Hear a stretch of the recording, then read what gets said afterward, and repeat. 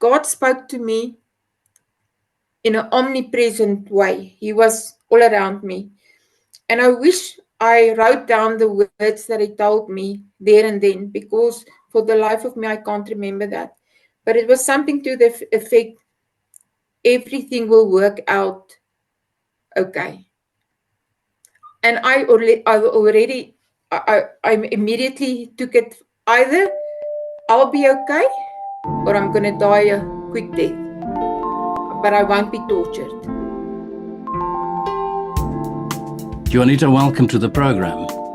Thank you, Juan. Thank you for having me.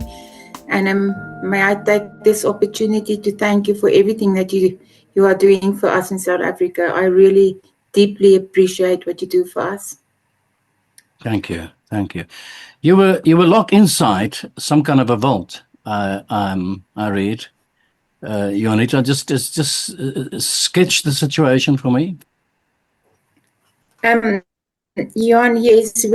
When I got married to my husband in 2011 and I moved to the farm, the security on the farm was problematic for me. So I started, perhaps because of my background, but I started following farm attacks and the modus operandi. And slowly but surely, I said to my husband, we need to step up security. And one of the modus operandi was that the attackers would shoot through the windows randomly, just to get to you. So I said to him, I want a room next to our room to be a safe room, but it means we had to close all the windows in our main room, which actually then became more or less like a vault or a bomb shelter, or I don't know what you can call it, but there's no windows in the room. All that we have is our camera system, but the room has an en-suite bathroom. So when we lock the gates at night, we have access to the bathroom and the toilet and whatever you should need during the night. So we don't have to open the doors again during the night. Good evening. This is a video that we are making to show you what it means for us to do lockdown on a farm in the Free State in South Africa. My husband Gert is going to start locking the first outside door.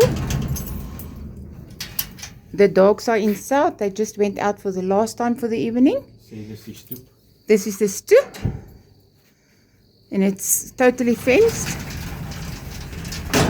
A second door being closed.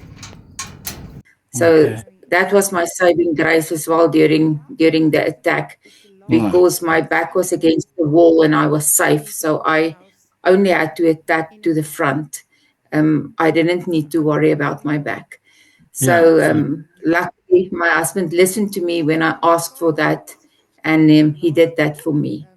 I want to just get back to this room that you just described to us now. You send me some pictures of the house and the environment as well, and I'm going to place that on the screen as well for people to see. But just describe to me the farmhouse. It seems like a relatively modern construction. It was just a regular house, and let's talk about the main bedroom was then the space that you said. Close off these windows, close up these windows, whatever you call it, to turn it literally into a kind of a vault. So you removed the windows and you concreted up that section of. Yes, that's correct. When I moved here, it was a regular room with a regular window, which you can open in the morning. Open the curtains, you open the windows. Now we don't open any windows anymore. Everything is bolted down. Everything has that. I showed you what kind of security or the flat bars that with the roll bolts that's in all the windows are like that. So you don't open windows, and I insisted on that room to be closed. I wanted a room where it's like a safety room. If something should happen, then I'm safe there. And thank God for that. Because family members of mine said I should stop being so scared. Why am I so scared? And I said, I'm not scared. I'm afraid of nothing. I'm just realistic. I see what's happening on the farms. I see what's happening to people, and I don't want to be one of those people that's caught with your pants on your knees. I wanted to be ready if something should happen. You know, anything can happen anywhere, outside or wherever. But I don't want to be that person that wakes up with one of them standing over me. Yeah. And Yeah. I wanted that feeling of safety. And I remember when I used to sleep in the room, I couldn't sleep at night because the window was a weak point for me. They could see the light is on at night. They could see where we are situated. So I used to put all the lights on in the house so that they couldn't pinpoint us. Yeah. So Yeah. when we switch off the lights at night, then we switch off all the rooms, and not only just that room. And that's why I said to my husband, the only way I'm going to feel safe is if you close up the windows. And yeah, that's what we did. Yeah. So, you know, but part of the story for me really is the house itself, the physical location. You live on a farm, and if one thinks about a farm, you imagine an open life, you imagine the open land around you. And yet what I've seen and what you told me in our pre-discussions is you guys had literally reconstructed the house in its entirety because Yes. of the fear of farm attacks as we experienced. And Yes. I know that you know, foreigners here in Europe cannot believe it when I tell people that you even have metal bars, metal doors inside your house. Yes. Won't you made a little clip of that for me the other night, and I'm going to share that with our viewers. But won't you just tell me the security measures inside and around your house? Give us an idea so people can get an idea of what's it like to live in a house in South Africa. In this instance, a farmhouse, but in a house in South Africa. That is also another story. My husband was totally against it. So I asked my brother to if he will construct those gates for me, and he should make it unbreakable, because I just had the, what do you call it? The sensible. It was just the right thing to. That's how I felt safe. It doesn't look pretty, you know. It looks like you live in a prison, and it takes away the beauty of the house. So I just went ahead. I didn't ask for permission. I asked for forgiveness. And when my husband got home, the security doors was installed. And we have to do that. There is at least 3 or 4 doors, security doors, that you have to break down before you get to us. Yeah. And it's made that way to give us enough time to be ready for the fight we're going to fight. Yeah. And at the time of the farm attack, I didn't have all the security that I have now. Lessons were learned during that night. And we made a lot of mistakes, but I learned from that. And I was very glad, but I thought that door was indestructible. But I went through that door like a warm knife through butter. You won't believe it.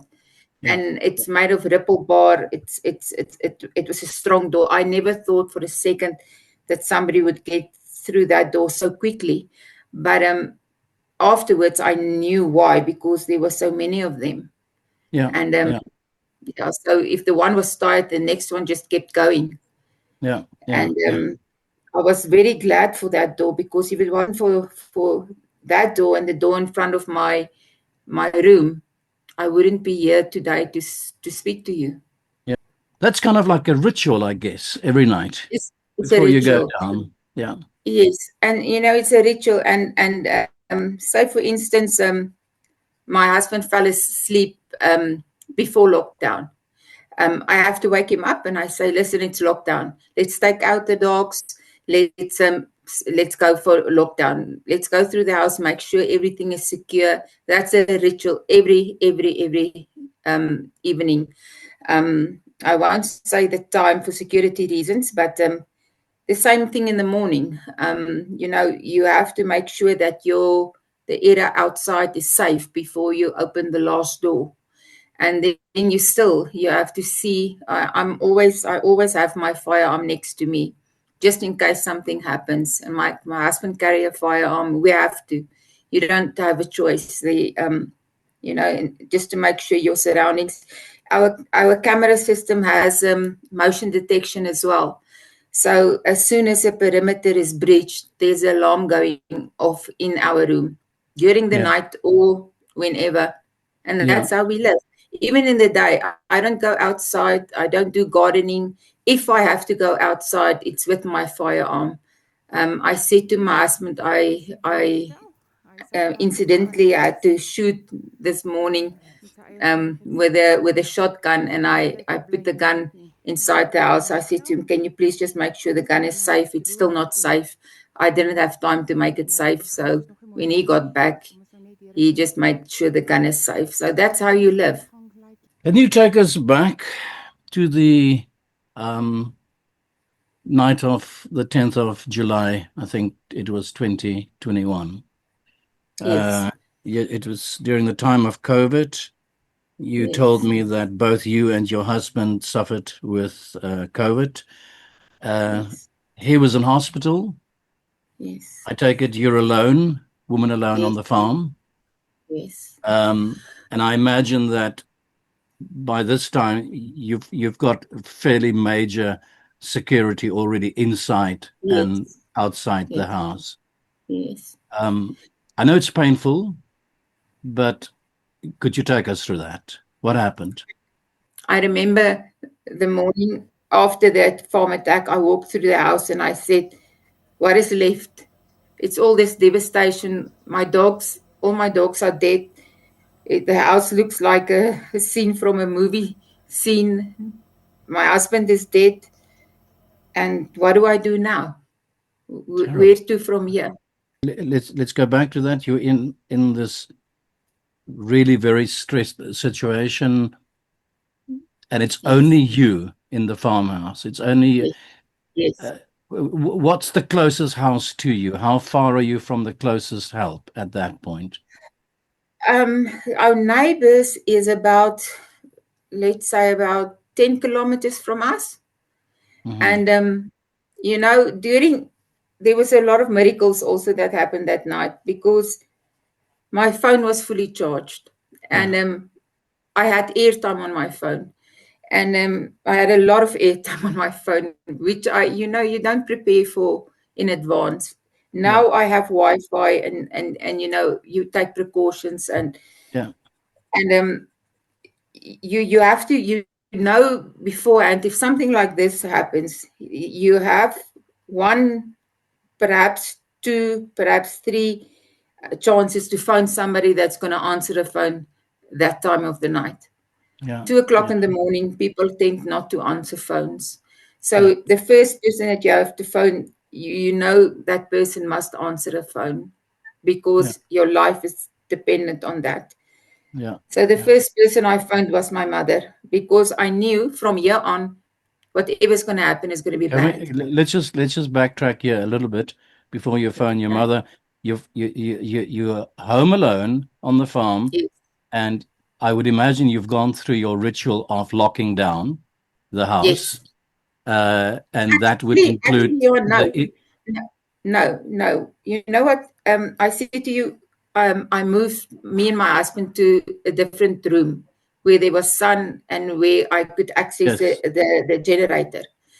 But that night, the dogs were barking differently. And I phoned my mother. I said, something is not feeling okay on the farm. Something is not right. And I think it's intuition or something.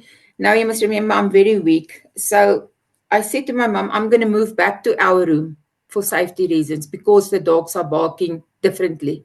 And if you say, Jonita, if you say our room, then you're talking about literally this vault that you've got inside your house. Yes. Yeah. But now you must remember, I'm very weak, and I have this big oxygen machine, and I have the nebulizer, and I have the ozone machine, and all the medicine and all the stuff and I'm very weak. So it's a mission and a half just to to move one item at a time. So I call that small victories. If I moved one machine, then I have to rest a little bit, and then I need to move. So it takes you a while to move everything, and then finally I locked down. That was about 10, 11 o'clock that night that I was in the room and I was safe. And I remember I had to take my medication around about 11 that night, which I then did. I took my medication and I went to bed. Yeah. And now you are literally locked inside a room inside your house. We only installed the security afterwards, cameras. Just before I went to bed, I phoned the hospital again and I asked them, can you please tell me what's happening with my husband? And they said unresponsive. He's still in a coma. He's not responding to anything.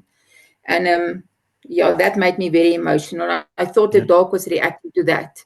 And never in a million years did I think there was people in my house. I didn't think that. That was the last thing on my mind. I thought I was safe. I thought I just knew the dogs that night something, but it could be an animal on the farm. It could be like a porcupine or a fox or something on the farm that make them restless. It could be anything. Luckily I made that decision to move to the vault or the safe room, as I call it, or the bomb shelter.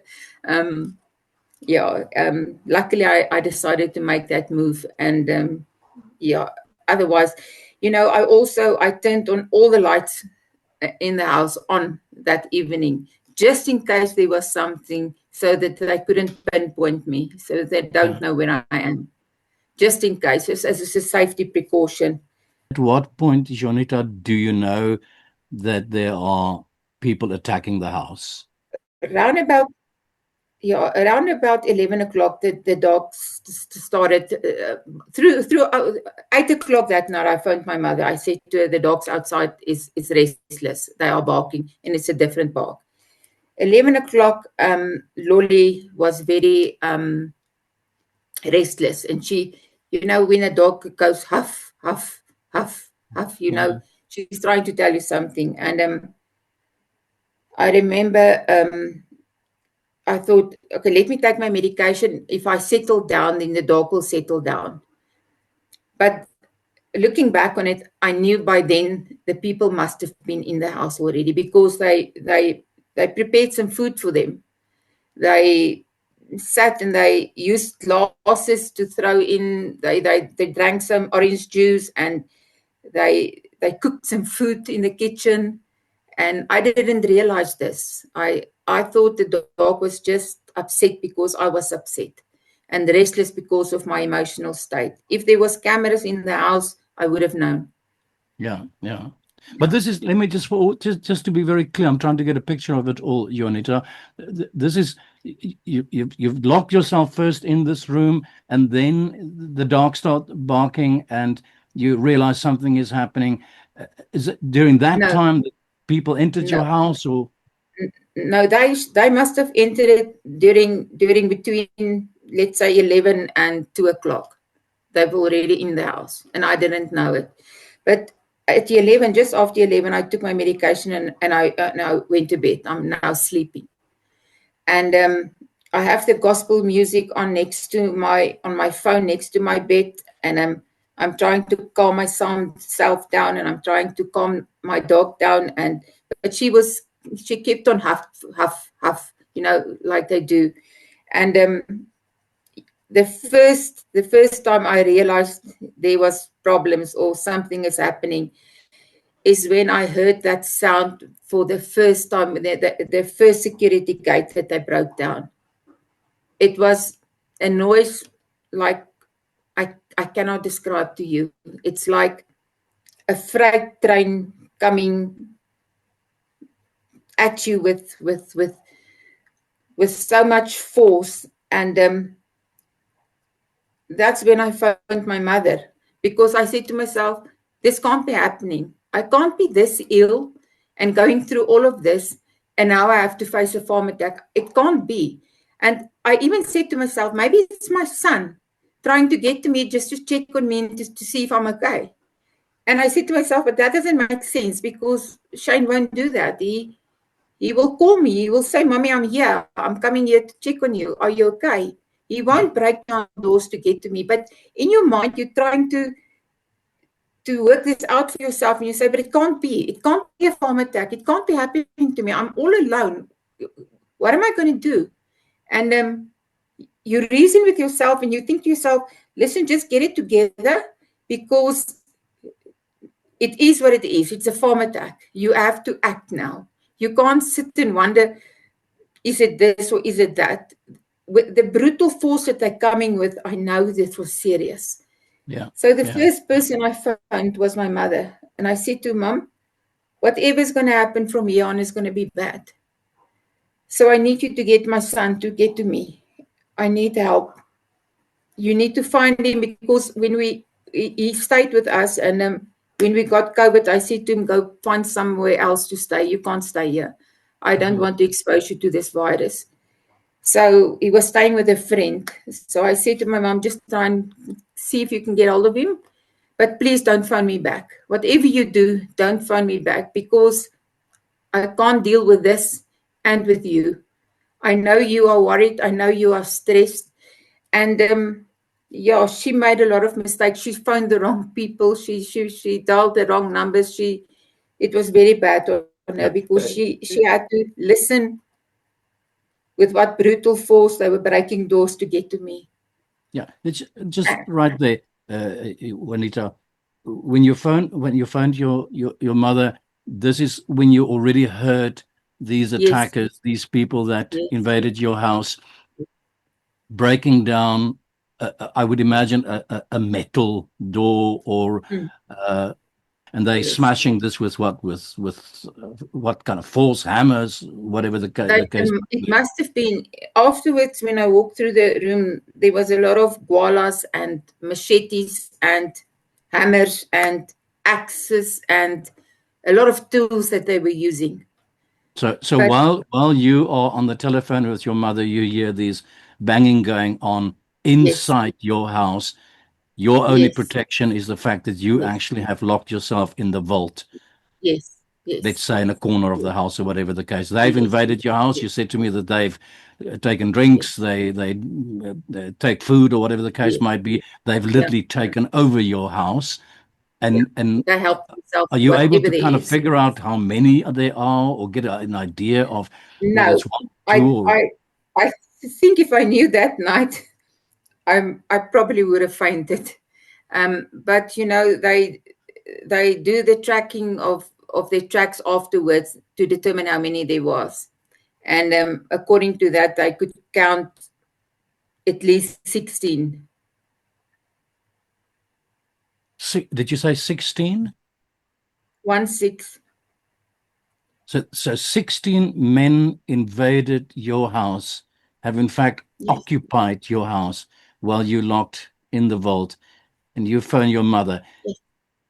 Your protection yes, now is you've got a handgun, you've got a shotgun. Have you got any? Yes. Yes, I have a pistol and I have a shotgun. Then after I found my mother, I found the neighbor's son, and I said to him, Christian, please, they're in the house, you need to come. And afterwards he said to me, I was hysterical. I can't remember that. I can't even really recall the call. I just remember he said, we're coming, we're on our way.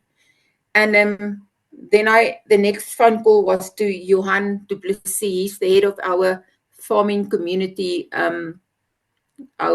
We have a farming community security group here, and he's the head of that group. And I said to him, Johan, this is a farm attack. This is a positive farm attack. They're in my house. Whatever happens from here, can you please record this for me? Because I don't know what's going to happen. And as soon as they reach my door, the door of my room, I'm going to start shooting. I'll have to defend myself somehow, because if they break down that door successfully, then it will be seconds, then they will be on me. And I can remember in that moment that God spoke to me.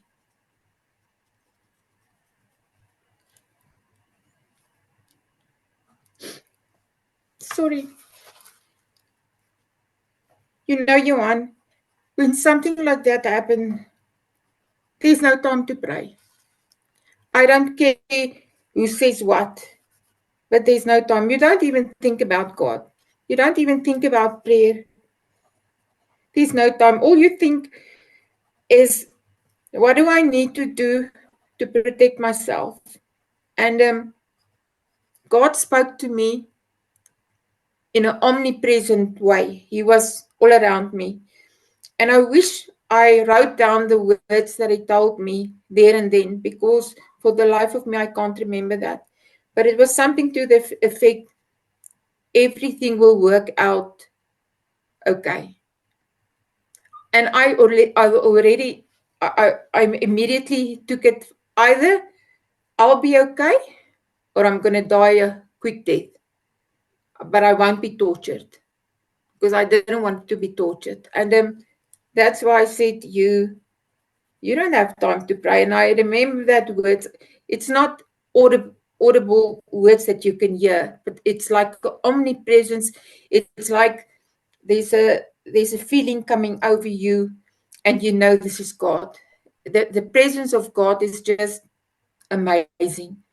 And at that moment, I knew everything will be okay. Yeah. And I must just do my part. So I took my pistol, and when they started breaking down the door, there was a security door in front of my room, and a wooden door. And the first door they managed to break down was the wooden door. The security door was still keeping them from entering the room. But before they broke down the wooden door, I started shooting with my pistol. And Johan, you won't believe, they kept on coming. I'm shooting. They kept on coming. And I couldn't believe it. I said to myself, how can this be that you fire through a door, and you saw the photos, and these people decide, no, we are not afraid, we're still coming. We will get to you no matter what. And lo and behold, then the next test came. My firearm jammed. And it jammed in such a way that usually, I don't know if you know firearms, but if it jammed, you can cock it, and the bullet will jump out, and you can carry on shooting. But this firearm, it jammed in such a way that I had to dismantle it. And when I dismantled it, I couldn't put it back with the live round in the chamber. I couldn't put it back together again because I was too weak of COVID. I didn't have the strength in my hands to put it back together. And afterwards, I also realized that was my saving grace, because then I decided, oh, okay, then I'll take the shotgun. And I remember when I took the shotgun, I said to myself, gee, but this thing is too heavy. I won't be able to lift it. And I went back to my standing position, and I decided, okay, now you must keep your cool, because if you shoot on the door handle, you will open the door for them. Yeah. But by at that time, the wooden door was still not open. And I said to myself, just try, and I had to open my mouth so that my eardrums don't burst from the shotgun. Yeah, the blast of that. And it's a semi-automatic shotgun. So when the first round, I remember my dog, she just jumped underneath the bed. I saw that in the corner of my eye because it was enormous sound. It was, and that sound echoes back in the room. And that was the first shot. And then the second shot, and then the third shot. With the third shot, they managed to open the wooden door, and I could see their faces. Some of them were wearing balaclavas. And I thought to myself, well, here I'm seconds away from being killed, or they have me. And I was busy reloading the shotgun when Johan said over the phone to me, help has arrived, help is here. And then I saw them started running. And Johan said to me, put down the guns. We are here. We are here to help you. Just put down the guns. And I said to him, are you sure? Are you sure?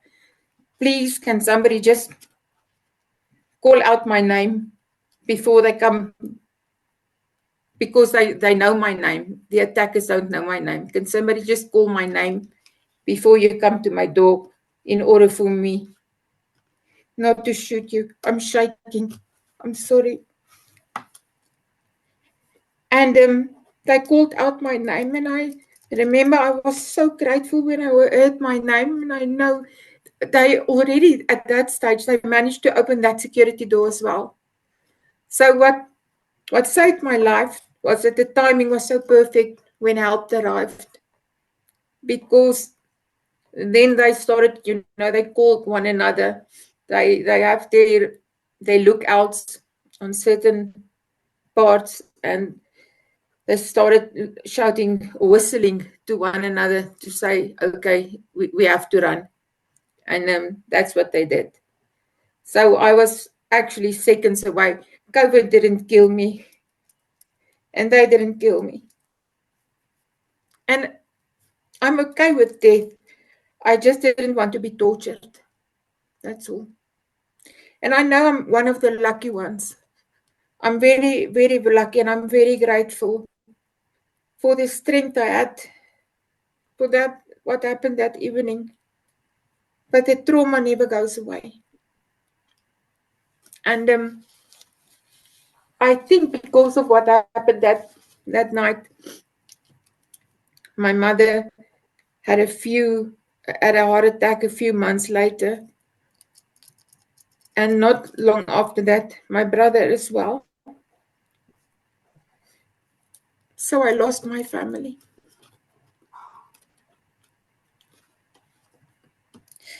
So it was a lot of trauma in a small, very small time frame.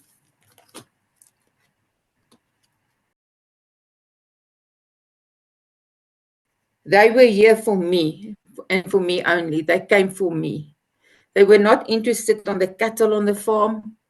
My husband has thoroughbred Brahman cattle, and which is worth a lot. The vehicles were here. There were property in the house, but they wanted me. Yeah. That's what they came for. That's what they wanted. They wanted to get to me. You said they didn't ransack the house. They didn't steal anything. They didn't take anything from the house. They did. They took small stuff, like they took some of my son's clothes. Mm-hmm. So there was if they wanted to steal something, there was enough in the house for them to take and just go. Just take whatever you want. You can replace that afterwards, but leave me alone. But they wanted me. That's what they came for, was me. What you just said now, they came for you.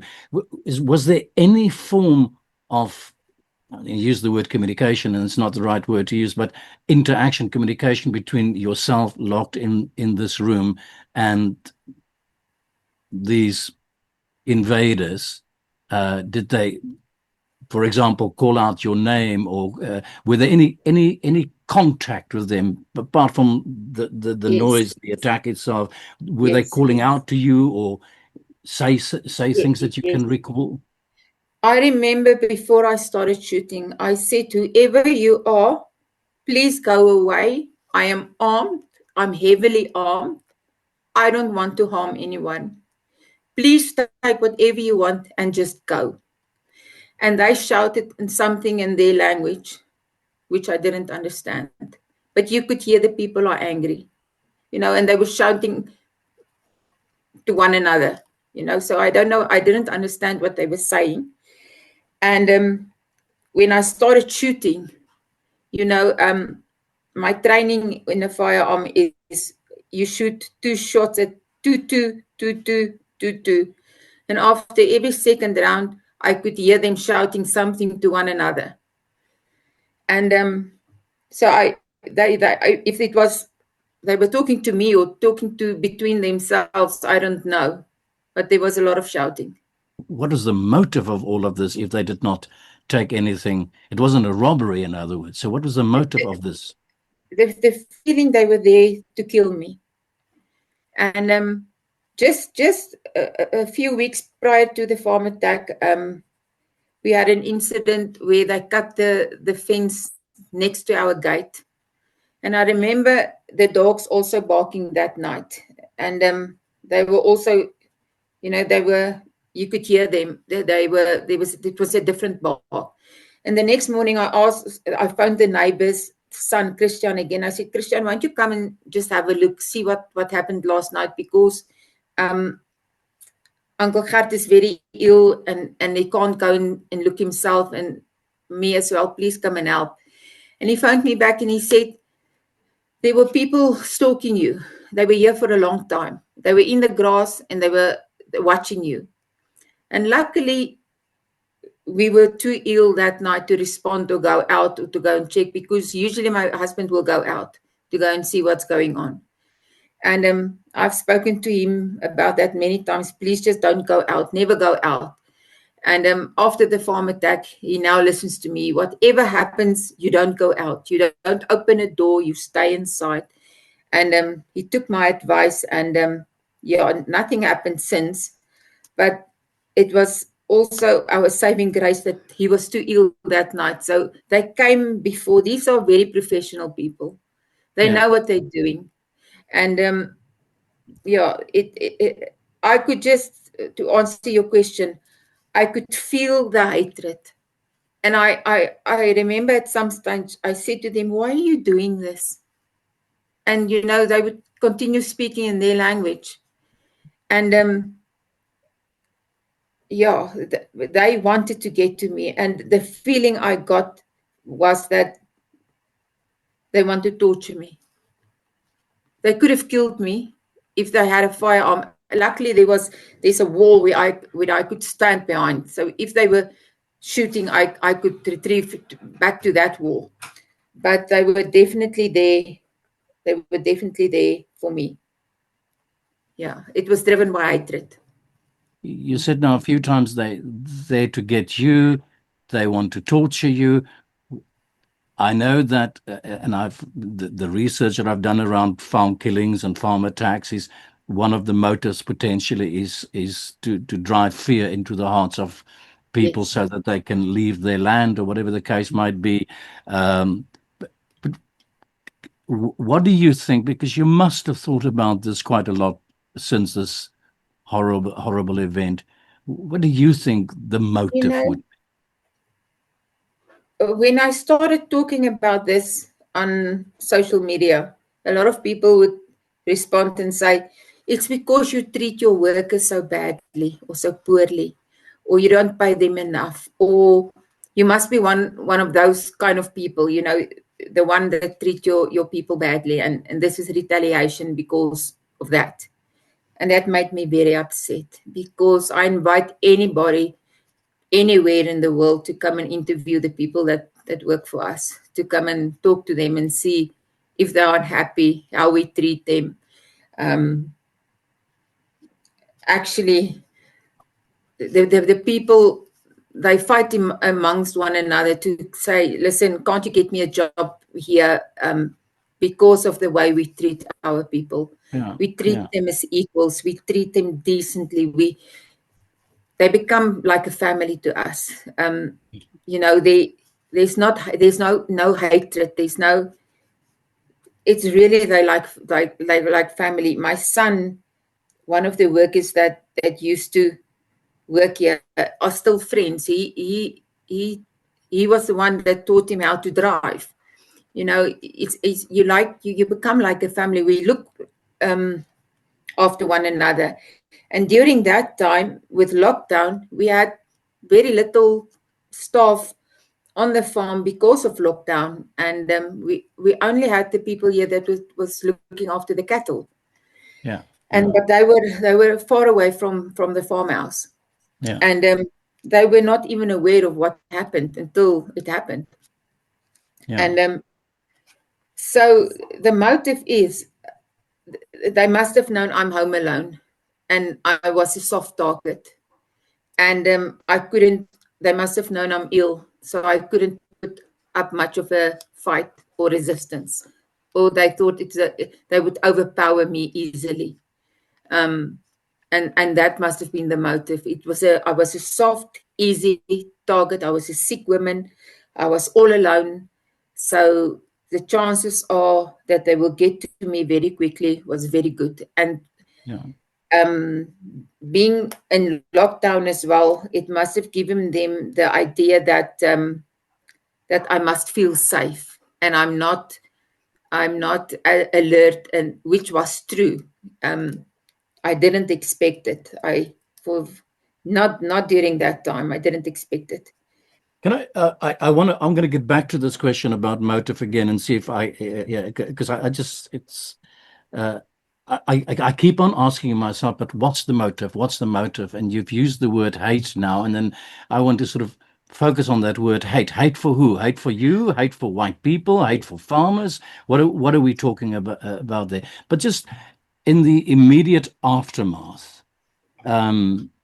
what happened? Did the police arrive? Did you call the police? Were there any assistance from the police? At what point do you involve the police, or are they involved in all of this? The police was involved. They were also here that evening. I can call him by his name. Even the detective commander himself was here. And he insisted that I give him a statement that evening. Insisted. My mother said to me when I found her back to say, I'm still alive. Sorry about that. When I found him to say I'm still alive, she said to me, you need to get your heart rate down, because with your condition and COVID, you need to take a calming tablet now to get your heart rate down. And I listened to her, and I took a calming tablet. And I even said to the detective commander, please, can't you do this tomorrow? I've been through a lot. I'm still in my pajamas. My house is a mess. All my dogs died. And I'm extremely emotional. Can we not wait until tomorrow at least? No, we're going to do that now. And all of them came and they sit with me in my room. And I remember, and I'm thinking to myself, I have no family here to protect me. I'm all alone. And I wish there was just somebody to take these people away and protect me now while I'm going through all of this. And I'm all alone, and these people keep on pushing. The police keep on pushing. They want a statement now. And I said, okay, just get it done and over with. And then they said to me the following: if you want your property back that was stolen, please go and look at all the pawn shops in the local area and go find it yourself. Like that was now important to me at that stage. I don't care about the property that they took. I don't care about anything. All I care about, I'm alive, and I managed to get myself through this. And they tell me, yeah, if you want your property back, you must go and look for it yourself. And Go then look at a pawn shop. Yeah, I have to go visit the pawn shops now and look for my property. Yeah. And I thought to myself, that's so insensitive. It's, of all the things you could have said to me, That's now the one thing that you tell me. And you're still in your pajamas. So you feel very naked in front of the entire world. So just give me some space to process what just happened and get myself together and I'm very ill, and get myself at the stage where I am able to talk without crying. But they didn't offer me the opportunity just to do that. They wanted that statement now. And I thought to myself, yeah, I must have, it's because I killed somebody. And they're going to arrest me now. That's why. And that was my fear. And I thought to myself, okay, I better get dressed, because what's going to happen here now? Am I getting arrested or what? And luckily,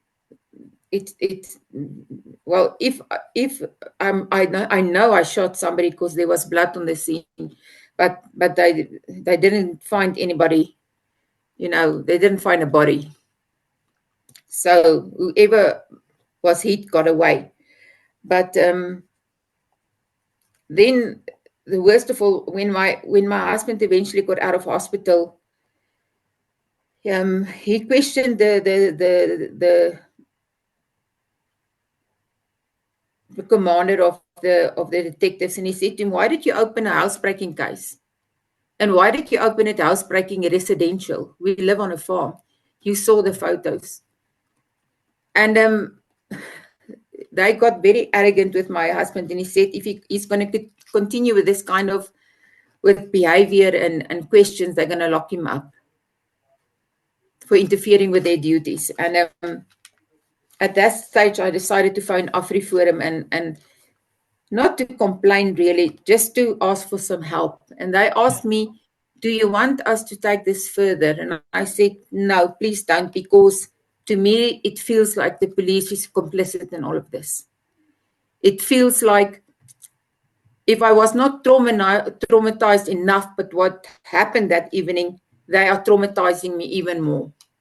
Yeah. I didn't feel protected by them. I didn't feel that they were there to help me. I feared them at that stage. I feared, did I do something wrong? Are you here to arrest me now? Why all these questions? Why can't it wait until tomorrow? I'm not going anywhere. And so I was very, very, very disappointed in the police. And the investigating officer never came to visit me. Never, ever.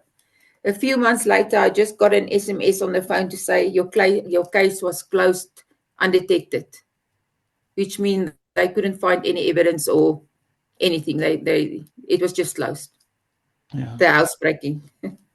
Was there? There was from the authorities. There was never anybody that gave you any emotional support or any. The only person that ever gave me emotional support was AfriForum.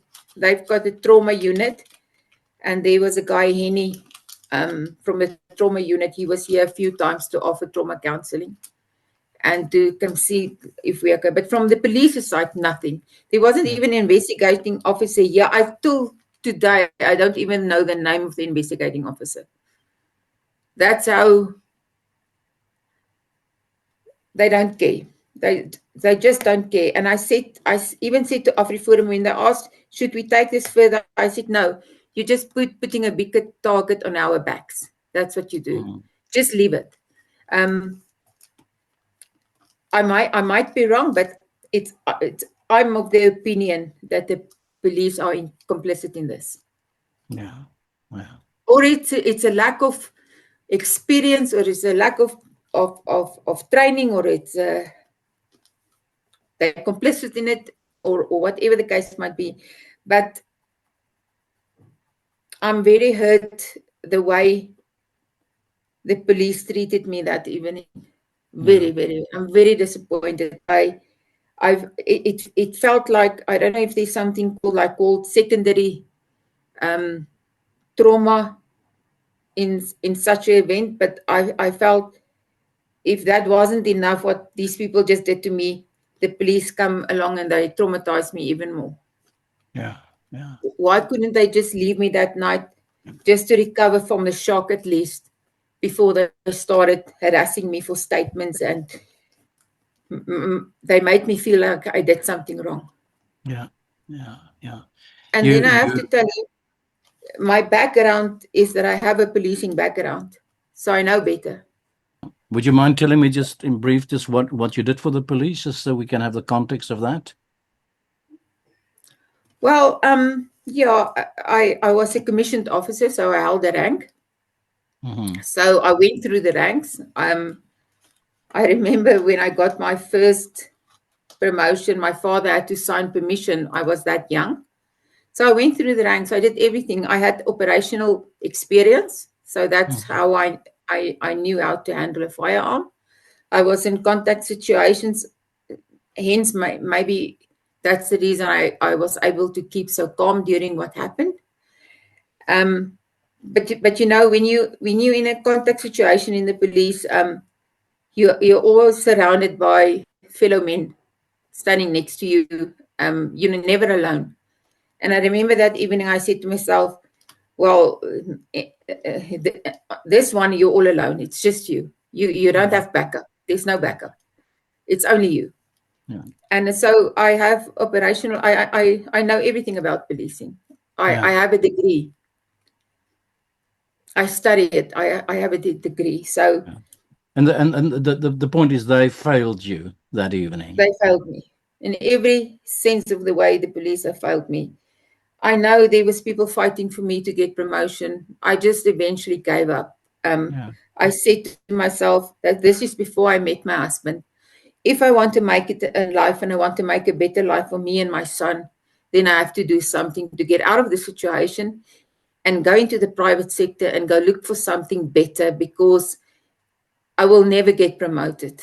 Yeah. It's because of my skin color that I will never get promoted. But Jonita, on that night, on the 10th of July, 2021, when all of this occurred in the aftermath, the point is your old colleagues for that matter, they failed you. Yes. Terribly. Terribly. And I think that I was so disappointed because I'm actually one of them. Yeah. And, you know, in America, in the movies, they have a thing like you never leave one behind. And especially when a life of a policeman or a fellow policewoman or even it was a former policeman or woman, you would stand up for one another. Yeah. You will do even more. But you know, I remember I phoned the station commander of the police station here to talk about the case. And you know what he did? He slammed the phone in my ear. I'm not going to talk about the police now. I think that's a discussion for another time. I do want to talk about this night and what happened to you. And you mentioned the dogs, all your dogs were dead, you said. Did I get that right? And if so, how? What happened? What did they do to the dogs? They have something here, what they call two-step. I don't know if you know what it is. No. It's a chemical they use for lawnmowers and weed eaters and whatever. It's available everywhere, on street corners, everywhere. And it's very poisonous to dogs. So what they will do is they will take meat, they will put that into the meat and they will give it to the dogs.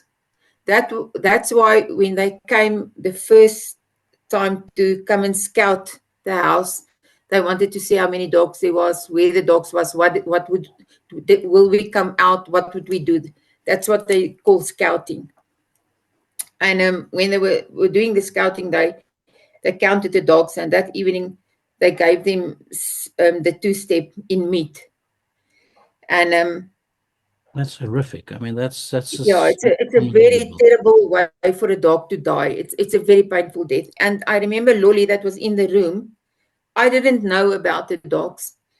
When the next morning when I walked outside and I saw the devastation and somebody said to me, all your dogs died, and I must be careful with Lolly, with the little one. She might also get some of their poison. I said, what poison? They said, all your dogs are dead. And I immediately picked her up and I put her in my car just to protect her, you know. And when I went to the car, she was dead.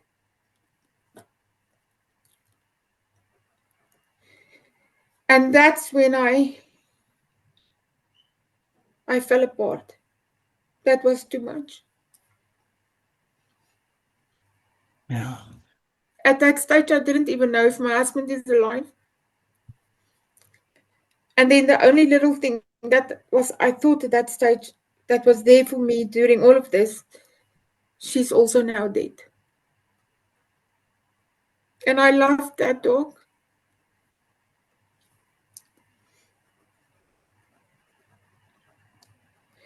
But that's the reality of South Africa. And, you know, the after effects is we don't go to church anymore. Not that because I don't believe, it's just too dangerous to go to church. You know why? Because one of the modus operandi is that they know how faithful we are. And when you get back, they wait for you in your house or just outside or somewhere and then they attack you. So now we go to church. We follow a sermon on the TV. That's how we do church.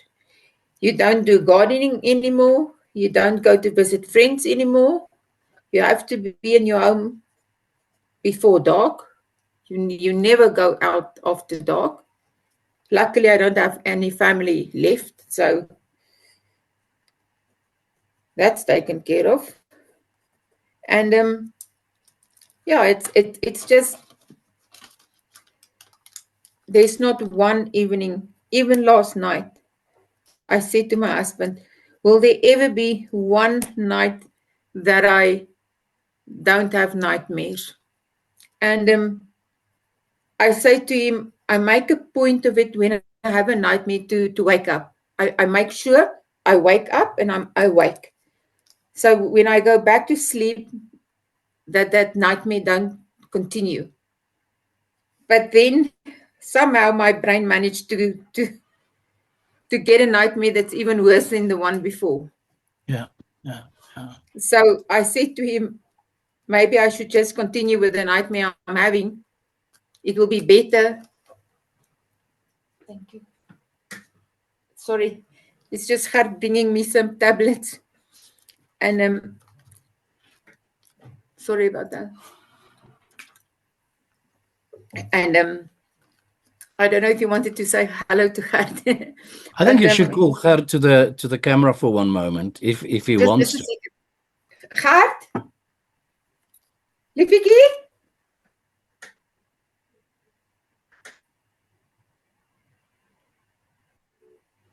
He's coming. I can hear him coming.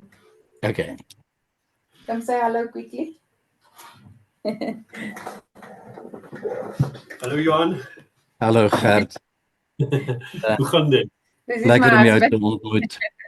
Hartseer verhaal Gert, hartseer verhaal. Ja, Johan, Suid-Afrika is gemors. Dit is maar soos dit is. I was just telling me about the nightmares I'm having. Ja, ek weet nie wat moet jy beplan vir die toekoms nie, Johan. Mens weet nie of moet jy die land verlaat nie of wat moet jy doen nie, want ek sien ek glo nie hier's 'n toekoms in Suid-Afrika vir ons blanke mense nie. So ek weet nie wat moet ons doen nie. Ons sal bitter graag die land wil verlaat, maar ons kry nie ons eiendom verkoop nie. Daar is nie kopers vir jou eiendom nie. Ja. Ek het net een vraagie, Gert, en dan dink ek gaan ons afsluit. Juanita, baie dankie vir hierdie gesprek. Ons gaan weer gesels. 'n Laaste vraagie. Dis net julle twee op die plaas. Ja. Sal julle lewe ooit weer normaliseer, ooit weer wees wat 'n mens hoop dit vroeër was? Nee. Oof. You want to tell you the truth, even if we go on vacation, the second or third night, I say to my husband, let's go home. I don't feel safe. I feel safe where I can control the environment. I know I'm behind my gates. My gun is next to me. I know the surrounding. I feel safe here. It's actually sad, but if we go on holiday, there's not the security measures that's on the farm. So nothing will ever be normal. You look over your shoulder 24/7. You look, it's like living where a lion can attack you at any stage. You feel like prey, so you have to be ready to fight or flight. Either you fight or you run.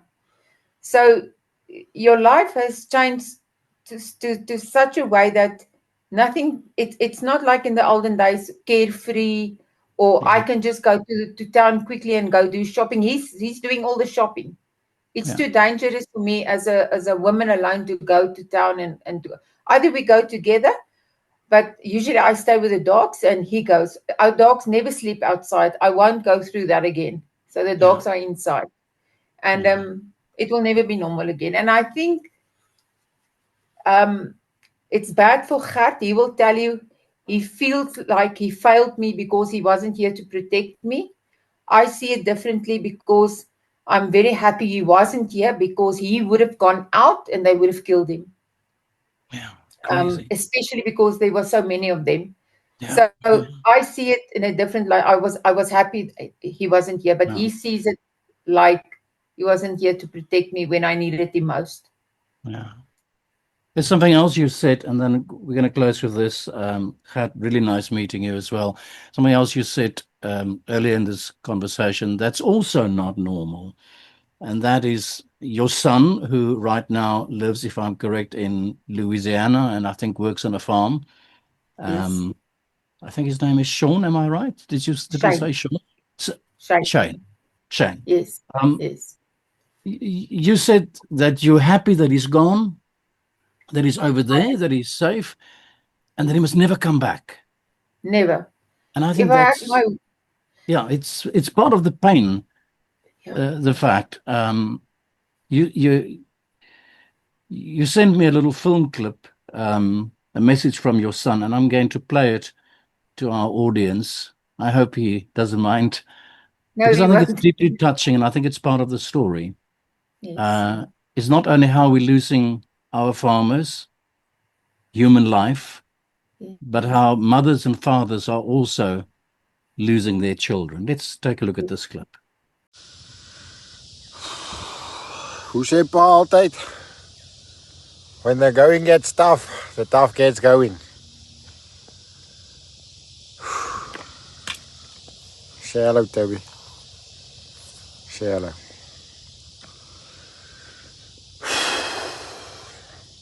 Mark Skyver. Dis Mark Skyver. Ek's baie lief vir julle. Ek mis julle ongelooflik baie. En binnekort kan julle kom kuier. Net nog so 'n paar goedjies om uit te sorteer. En dan maak ons skies, dis al, ek dink na 8 by ons in die aand. Pierre is baie vroeg by julle, net baie besig gewees vandag met stroop en die huis en alles. Sprei myself maar din, maar is baie lief vir julle. Mis julle ongelooflik baie. It is genuinely painful. Juanita, thank you so much for sharing your story with us, with me. And Gert, nice to have met you here at the end of this discussion. I really, from the bottom of my heart, I wish both of you just the best. Thank you so much, Johan. Thank you. And from our side as well, Johan, it's difficult to talk about it. It's a trigger, I have to tell you that. But we have to talk. I know many people don't talk about it because it's like reliving that day over and over and over again. But I wish more people would stand up and talk about this, because this is a reality. Yeah. And I also want to take the opportunity to thank you and Donald Trump for what he did that evening in the White House. That was like, for me and my husband, we were so excited when we sat there in front of that TV and we saw when he said dim the lights. It was like the final moments of a World Cup rugby game. We were so excited. We were so happy that the awareness is now out there. It's now actually out there, and I want to take this opportunity to thank Rob Hersov for what he's doing. And I think he's got a wonderful wife and which supports him. Yeah. And to everybody that's bringing awareness to what's happening to us in South Africa, thank you. Thank you for Elon Musk. Thank you for Donald Trump. Thank you for you. Thank you for the Rob Hersov of this country. I enjoy his shows. He's doing so much. Colonel Chris Wyatt, Ronaldo Gous, all of them is doing an amazing job of talking about this, and I'm doing this interview to let the world know that this is our reality. This is true.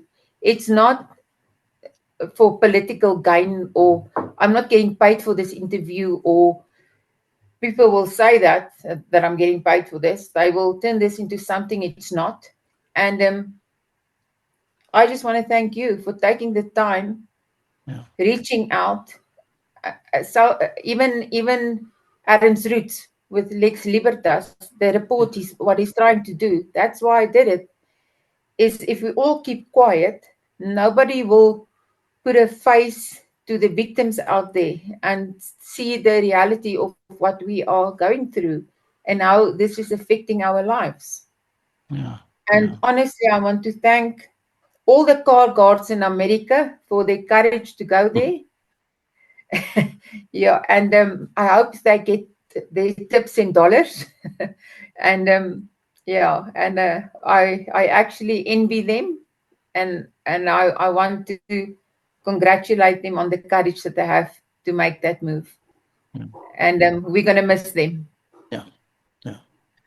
Jonita Gert, thank you very, very much for this. Ek dink die naam van die verslag van Lex Libertas is Die Waarheid Moet Uit, The Truth Must Out. Thank you very much for being part of that and for sharing your story with me. I hope we'll be in a position to talk again soon. Thanks so much. Definitely. Thank you, so Johan. much, Same to Johan. you.